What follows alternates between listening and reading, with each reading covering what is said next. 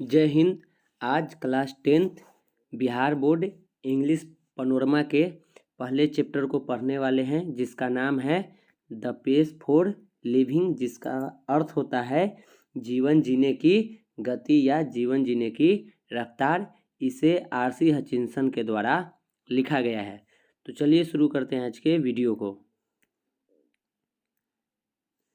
RC Hutchinson, a British novelist, exhibits an exceptional flair for touching the sensitive issues of the contemporary society with all its contradictions and paradoxes। यानी कि RC Hutchinson, जो कि एक British उपन्यासकार हैं, British novelist हैं, वो अपने समकालीन समाज के जो सेंसिटिव मुद्दा था, जो भी उस समय के जो संवेदनशील मुद्दे थे, उसको छूने का एक प्रतिभाशाली प्रदर्शन करते हैं अपने विरोधाभासों के साथ। मतलब आरसी हचिंसन एक ब्रिटिश नोवेलिस्ट है जो कि अपने समय के, उनके समय के जो समाज था और उस समाज में जो भी संवेदनशील मुद्दे थे उसी पर वो बात करते हैं, उसी पर वो लिखते थे, जिनके लिए हमेशा उनको विरोध का भी सामना करना पड़ता था, क्योंकि ये समाज के मुद्दों का, जो समय की संवेदनशील मुद्दा था, उसके विरोध में ही ये लिखते थे। In the pace for living, R C Hutchinson captures the ennui of modern man. तो ये जो कहानी है अभी हम लोग को पढ़ना है, द पेस फॉर लिविंग, इसमें आरसी हचिंसन ने एक आज के आधुनिक मानव की जो कष्ट है, जो पीड़ा है, उसी को दर्शाने का कोशिश किए हैं। He brings out how the fast movement of man, things and objects hertz the normal rhythm and exerts undue pressure on main, women and children. तो उन्होंने इसमें ये दिखाने का कोशिश किया है कि कैसे आज जो मनुष्य की, वस्तुओं की या किसी भी चीज़ को जिस तरह से इसकी गति बढ़ रही है, जिस तरह से ये तेज़ी से आगे बढ़ रहा है, उसके कारण किस तरह से एक नॉर्मल रिदम जो है, समान लय है, उसको किस तरह से यहाँ पे नुकसान पहुँचता है, और ये किस तरह से एक पुरुष पर, महिला पर और बच्चों पर किस तरह से ये बिना मतलब का अनुचित दबाव डालता है। तो इसी के बारे में इसमें, इस कहानी में दिखाया गया है। I saw a play in Dublin not long ago in which the chief character was an elderly corn merchant in a small Irish country town। तो यहाँ पे राइटर कह रहे हैं कि मैंने कुछ दिनों पहले, ज़्यादा दिन नहीं हुआ है, अभी हाल ही में कुछ दिन पहले इन्होंने डबलिन में एक नाटक देखा था, जिसका जो मेन कैरेक्टर था, जो मुख्य पात्र था, वह एक बुढ़ा मक्का बेचने वाला व्यक्ति था। और ये नाटक वो देखे थे आयरलैंड के एक छोटे से शहर में, जिसका नाम है डबलिन था। आयरलैंड देश के एक छोटे से शहर डबलिन में आरसी हचिंसन ने कुछ दिन पहले एक नाटक देखा था, जिसका जो मुख्य पात्र है, जो मेन कैरेक्टर है, वो एक बुढ़ा मक्का बेचने वाला व्यक्ति था, मकई का व्यापारी था। He was a man of many anxieties. His heart was dicky. His nephew was cheating him. His wife had the fantastic notion of spending 10 euros on a holiday। तो यहाँ पे ये जो बुढ़ा व्यक्ति था, वह कई चिंताओं से घिरा हुआ व्यक्ति था, उसको बहुत सारी परेशानियाँ थीं, और वो व्यक्ति दिल से दुखी था। एक तरह से कहा जाए तो दिल से वो पागल हो चुका था, दुखी हो चुका था, क्योंकि उसका जो दोस्त है, उसका जो भतीजा है, उसका जो नेफ्यू है, वो उसे चीट कर रहा था, उसे धोखा दे रहा था।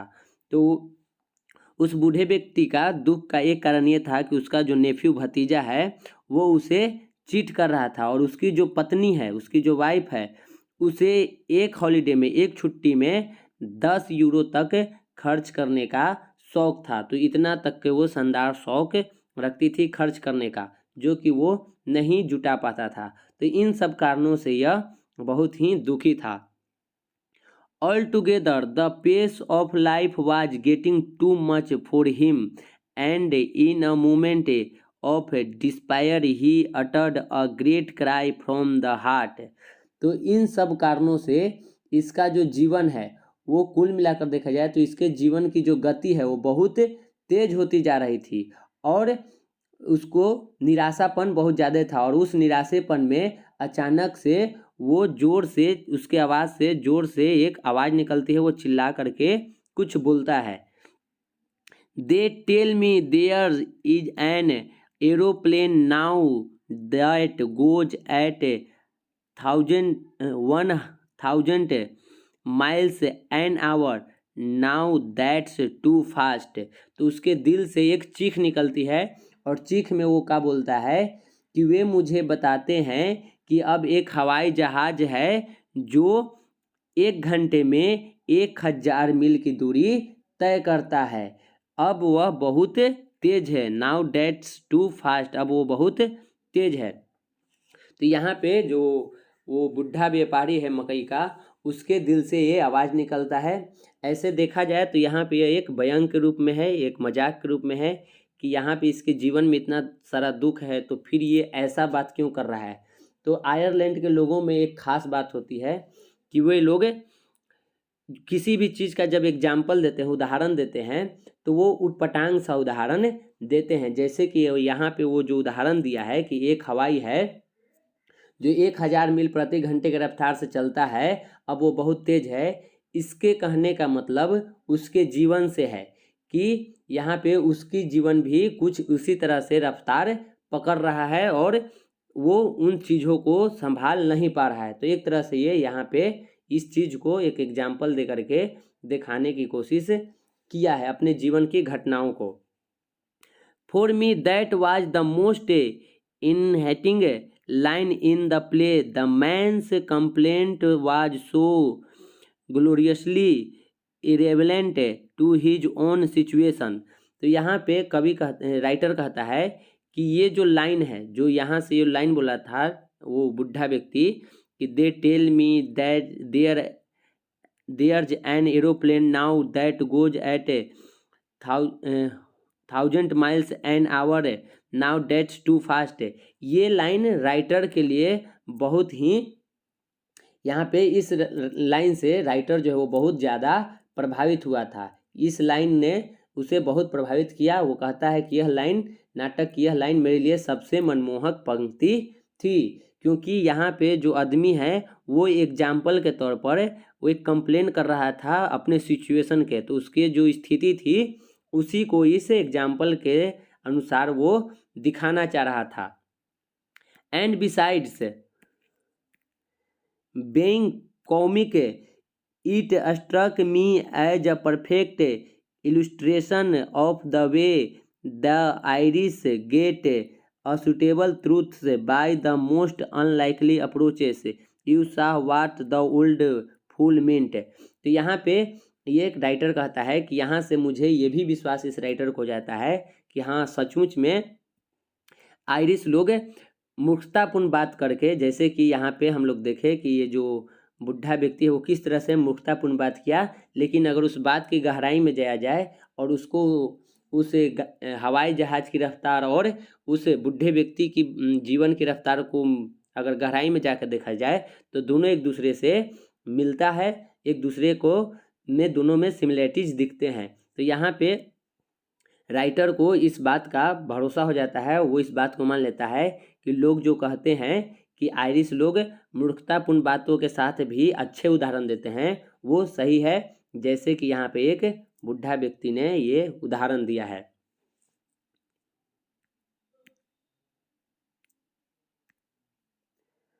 Not that I have any dislike of rabbit movement my self.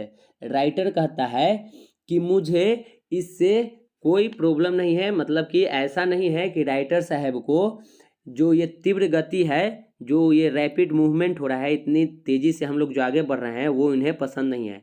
तो राइटर इस बात को एक्सेप्ट करता है कि ऐसा नहीं है कि मुझे खुद तीव्र गति पसंद नहीं है, तेज़ी से जो बदलाव हो रहा है वो मुझे पसंद नहीं है। I enjoy going in a car at 90 miles an hour so long as I am driving and so long as it is not my car।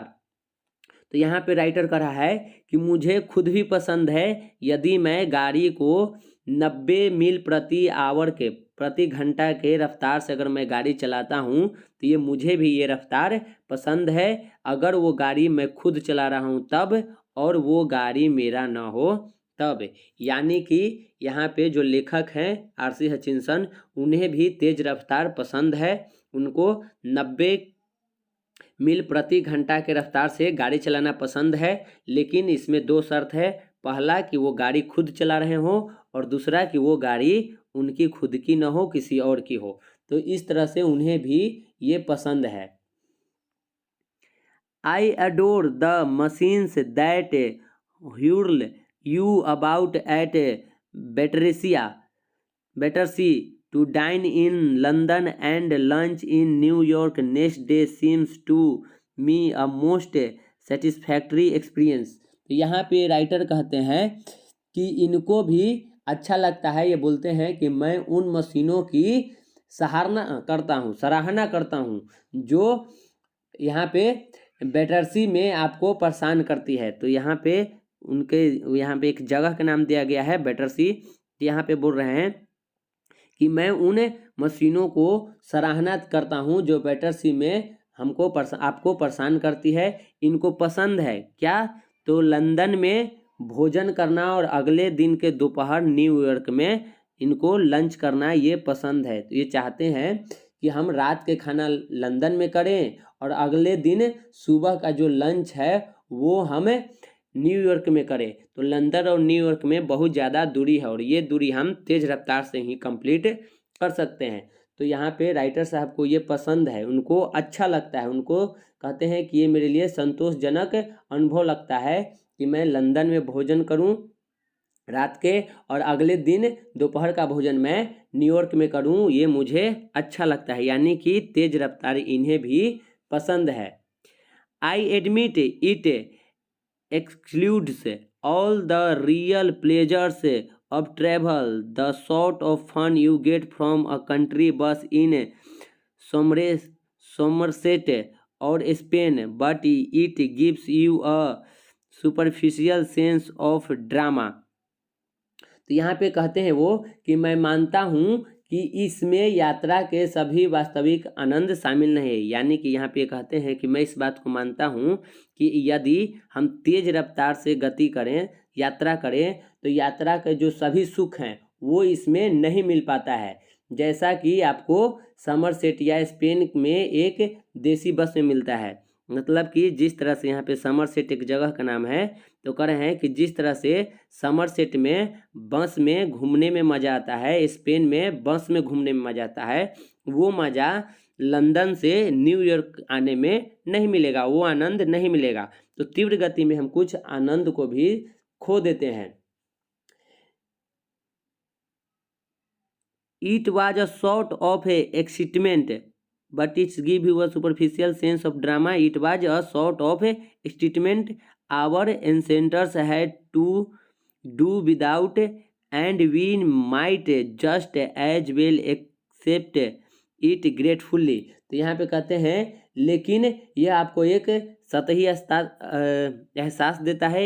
जो हम लोग एक तीव्र गति से जो यात्रा करते हैं उसका आनंद अलग होता है, और जो हम बस से स्लो गति में जो हम लोग यात्रा करते हैं उसका आनंद अलग होता है। It was a sort of excitement our ancestors had to do without. तो यहाँ पे ये कह रहे हैं कि जो जिस तरह से आज हमें एक गाड़ी में, एक एरोप्लेन में जिस तरह से हमें तीव्र गति में यात्रा करना पसंद होता है, अच्छा लगता है कि हम लोग बहुत तेज़ी से जा रहे हैं, हमारे जो पूर्वज थे उनके लिए ये बस से ही चलना ये बहुत ज़्यादा आनंदमय था। उनको इसी से बहुत ज़्यादा आनंद मिलता था, उनके लिए यही एक तेज़ रफ्तार थी, जैसे कि आज हमारे लिए एरोप्लेन है।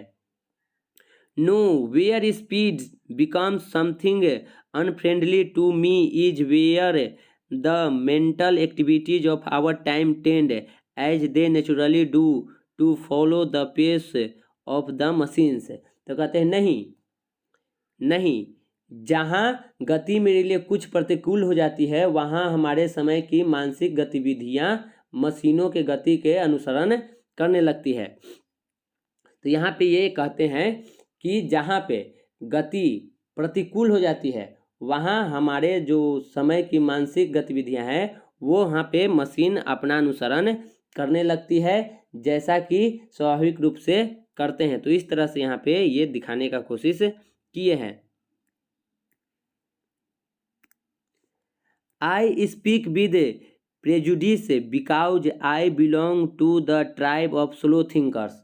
ये कह रहे हैं कि मैं इस बात को एक्सेप्ट वो करते हैं, कह रहे हैं कि मैं मानता हूँ कि मैं जो हूँ वो धीमी विचारकों जो स्लो थिंकर्स है उनमें से आता हूँ। यानी कि ये जो व्यक्ति हैं इनको भले ही गाड़ी 90 मील प्रति घंटा के रफ्तार से चलाना पसंद है, लेकिन ये अपने आप को मानते हैं कि मैं वो व्यक्ति हूँ जो धीमी विचारकों वाला में से हूँ। यानी कि मैं धीरे सोचता हूँ, लेट से सोचता हूँ, देर से सोचता हूँ। Those who are crushed with Elsprit del Esclerate people who light on the most devastating repartee about 4 hours after the party is over। तो ये यहाँ पे कह रहे हैं कि मैं धीरे सोचने वालों में से हूँ जो लोग स्प्रिट डे एल एस्क्रिलियट से श्रापित है। यानी कि यहाँ ये एक दोहा है वहाँ के, जिसमें कि एक श्राप के रूप में माना जाता है कि इन लोगों को धीरे सोचने का श्राप मिला हुआ है। वे लोग यहाँ पे कह रहे हैं कि people who light on the most devastating report about 4 hours after the party over. ये कह रहे हैं कि वे लोग जो पार्टी खत्म होने के लगभग 4 घंटे बाद भी सबसे विनाशकारी प्रतिक्रिया पर प्रकाश डालते हैं, उन्हीं में से ये हैं कि पार्टी खत्म होने के बाद भी ये करते रहते हैं। इनको या कोई पार्टी में जोक वगैरह होता है तो इतना ये स्लो है कि वो पार्टी खत्म होने के 4 घंटे बाद उन्हें वो समझ में आता है कि आखिर वहाँ पे क्या हो रहा था। तो इस विचार के ये हैं। I am one of those who are granted to get the lowest mark in any intelligence test because those tests or all the ones I have come across seem to be designed to measure the speed of your mind more than anything else। तो यहाँ पे कह रहे हैं कि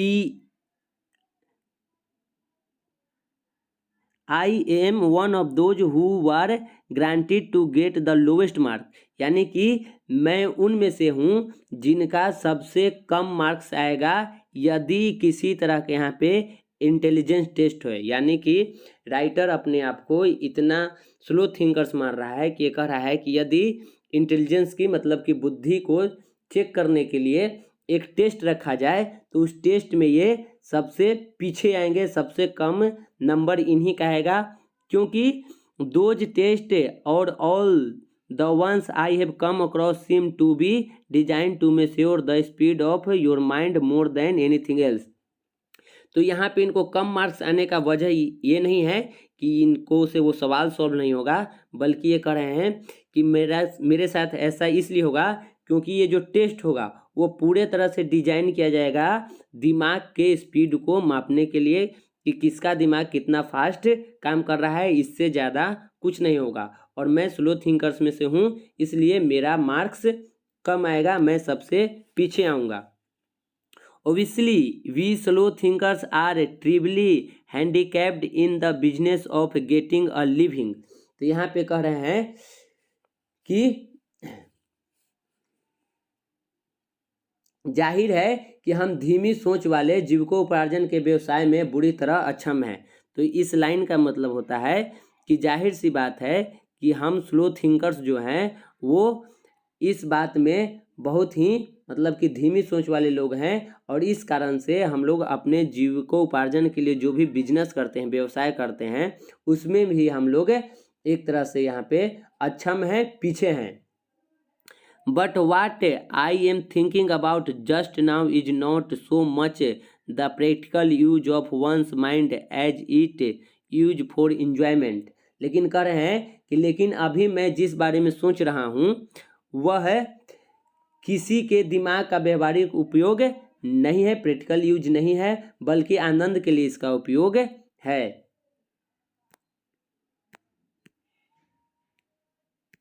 तो यहाँ पे एक एग्जाम्पल दे करके ये समझाएंगे कि ये किस तरह से स्लो थिंकर्स के जमात से आते हैं।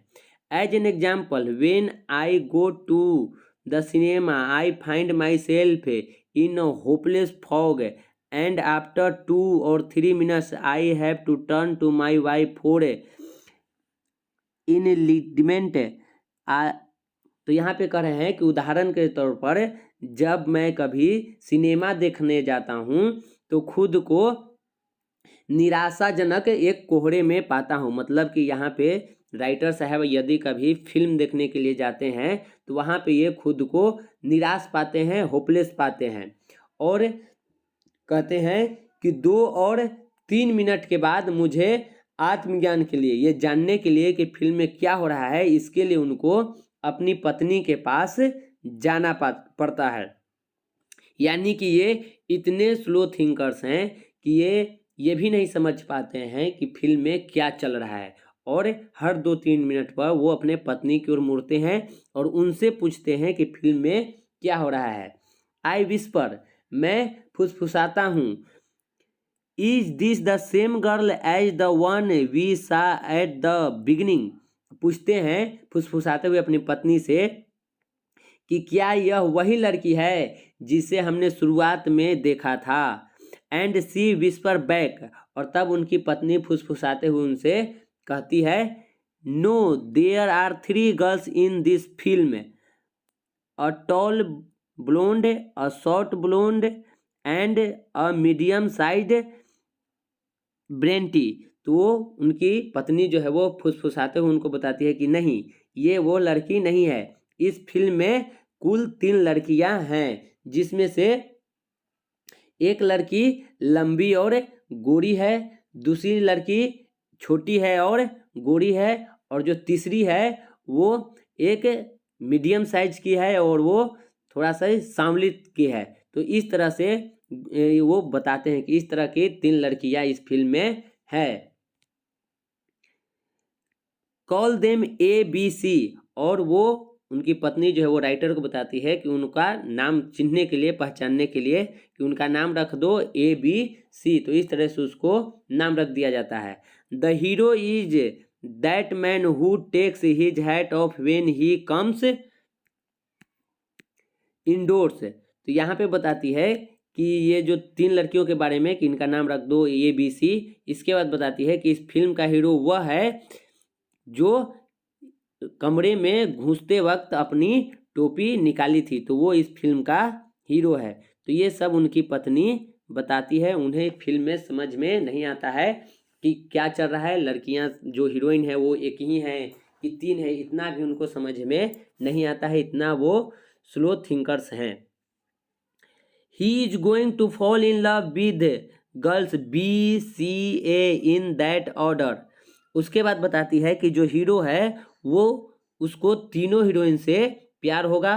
पहले वो B लड़की से करेगा, फिर C लड़की से, और फिर A लड़की से। तो इस तरह से उसे तीनों से प्यार होने वाला है। And so it proves to be, और ऐसा ही फिल्म में साबित होता है। फिल्म में सेम टू सेम वैसे ही होता है जैसा कि उनकी पत्नी बताती है। There you have a mind which has trained itself to work in high gear, though as a matter of fact it can work in other gears just as well.